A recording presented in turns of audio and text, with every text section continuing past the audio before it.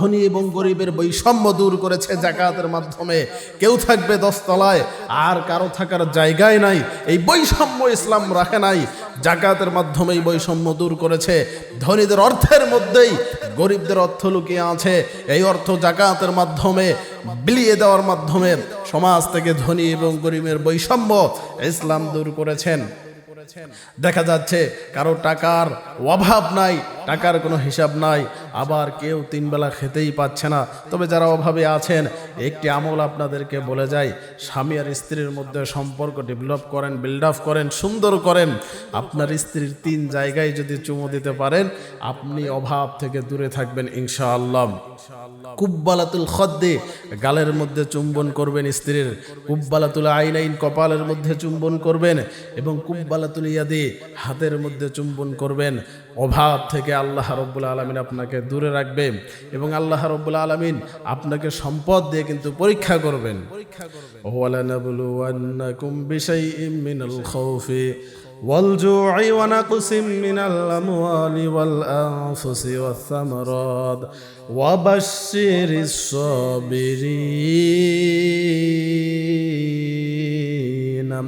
আল্লাহ পাক রব্বুল আলামিন আপনাকে সম্পদের মাধ্যমে, কোনো কিছু ক্ষতির মাধ্যমে, সন্তানের মাধ্যমে পরীক্ষা করবেন। কারণ আল্লাহ পাক রব্বুল আলামিন দেখতে চান কারা ধৈর্য ধারণ করতে পারে।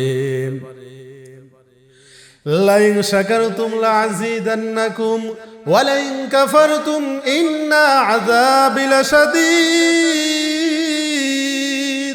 আল্লাহ পাক রব্বুল আলামিন বলেন, যে ব্যক্তি আমার নিয়ামত পাওয়ার পর আমার নিয়ামতের শুকরিয়া আদায় করে, আমি আল্লাহ তার নিয়ামতকে আরো বৃদ্ধি করে দেই। আর যে ব্যক্তি আমার নিয়ামত পাওয়ার পর আমার নিয়ামতকে অস্বীকার করে, আমার নিয়ামতের কথা ভুলে যায়, আমি আল্লাহ তার থেকে নিয়ামত আরো উঠায় আনে।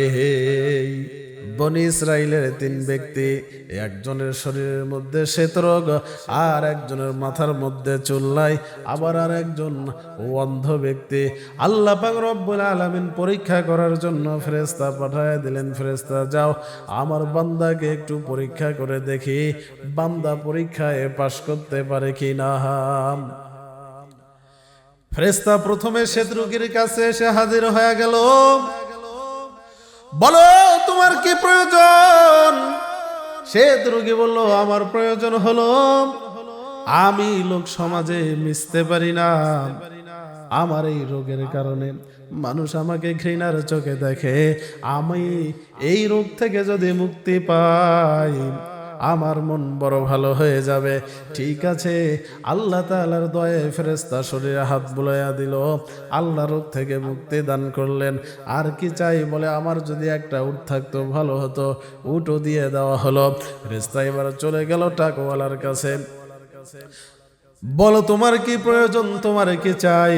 বলে, আমার মাথার মধ্যে যদি চুল থাকতো আমি বড় খুশি হয়ে যেতাম, লোক সমাজে চলতে ভালো লাগতো। ফেরেশতা মাথায় হাত বুলাইয়া দিলেন, মাথার মধ্যে চুল হয়ে গেল।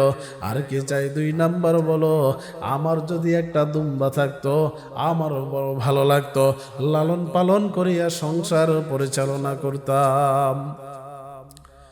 ফেরেশতা একটা দুম্বার ব্যবস্থা করে দিলেন।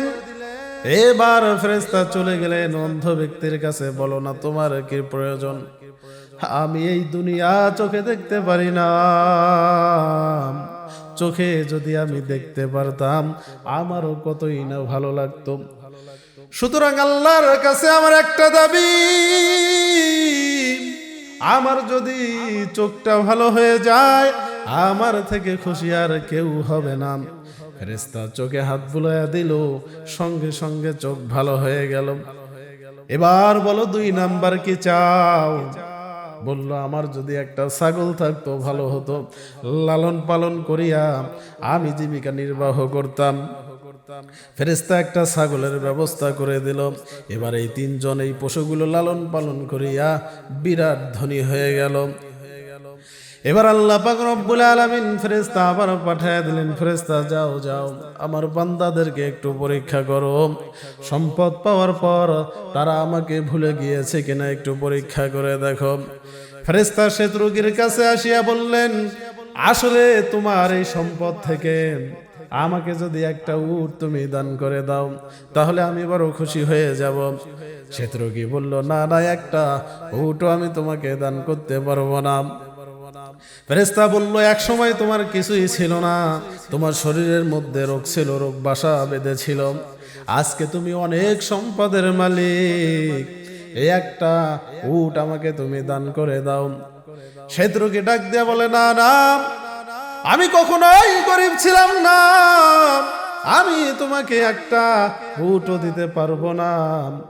ফেরেশতারা বলল, ওয়াইন কুনতা কাযিবতা, যদি তুমি মিথ্যাবাদী হয়ে থাকো আল্লাহ তোমাকে আগের অবস্থায় ফিরে আনিক। সঙ্গে সঙ্গে তার শরীরের মধ্যে আবার রোগ শুরু হয়ে গেল এবং উটগুলো সব মারা গেল। ফেরেশতা চলে গেল 2 নাম্বার ব্যক্তির কাছে। আগে যে ছিল টাকওয়ালা, মাথার মধ্যে চুল ছিল না, যাওয়ার পর বলল, আমাকে যদি একটা দুম্বা দাও তাহলে আমি খুশি হয়ে যাব, আমি মুসাফির মানুষ। বলল, না না, তোমাকে একটা দুম্বা আমি দিতে পারবো না, বহু কষ্ট করে সম্পদের পাহাড় আমি গড়েছি।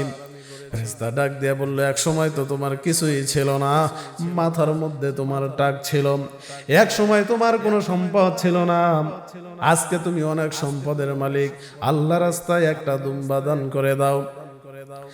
শত্রুকের মাথা গরম হয়ে গেল, না না, তোমাকে আমি একটা দুম্বাও দিতে পারবো না, আর আমি কোনো সময় গরিব ছিলাম না, আমি সব সময় ধনী ছিলাম। ফেরেশতা বলল, ওয়াইন কুনতা কাযিবতা, যদি তুমি মিথ্যাবাদী হয়ে থাকো তাহলে জানো তুমি আগের অবস্থায় ফিরে যাও। সঙ্গে সঙ্গে তার মাথায় আবার টাক হয়ে গেল এবং দুম্বাগুলো সব মারা গেল। এবার ফেরেশতা চলে গেল অন্ধ ব্যক্তির কাছে, তোমার ছাগল থেকে, এই এতগুলো ছাগলের পাল থেকে আমাকে একটা ছাগল তুমি দান করে দাও। তোমার তো এমন একটা সময় ছিল এ দুনিয়া দেখার মতো তোমার শক্তি ছিল না, আজকে আল্লাহ তোমাকে এত সম্পদ দান করেছেন, আল্লাহ রাস্তায় তুমি একটা ছাগল দান করে দাও।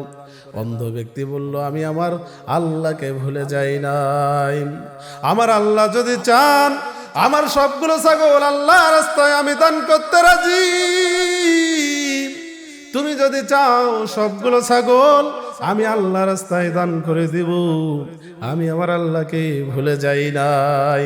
লা শাকারতুম লাযিদান্নাকুম ওয়া লা কাফারতুম ইন্না আযাবি লাশাদীদ।